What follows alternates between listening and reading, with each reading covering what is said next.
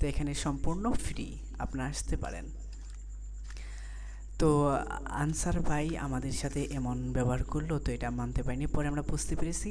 যাই হোক, সেখানে আমরা বেশ কিছুক্ষণ রেস্ট নিয়েছি, পানি খেয়েছি, তারপরে শুকনো খাবার আমাদের ছিল, সেটা খাবার খেয়েছি, তারপর হাত মুখ ধুয়েছি, অনেক কিছু করেছি।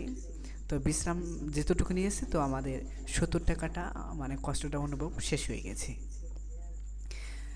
তারপর সম্পূর্ণ ভিডিও দেখতে থাকুন।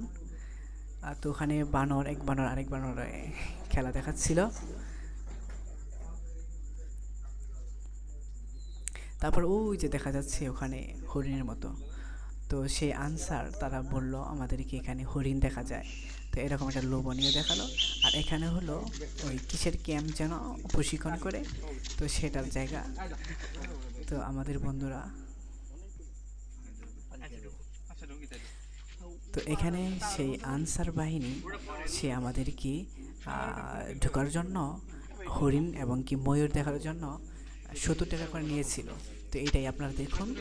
তারপর সে তাতে আমরা 70 টাকা দিয়ে দেই আমাদের ঢোকানোর জন্য। তারপর সে খুলে দিল দরজা। তারপর আমরা ঢুকলাম, কিন্তু 70 টাকা আমাদের অযথা নিল। আমরা তো কোনো হরিণ বা অন্য কিছু প্রাণী দেখতে পাইনি ভালো করে, শুধু ময়ূর দেখছি, তাও অনেক দূর থেকে। তো আমাদের টাকাটা অযথা গেল।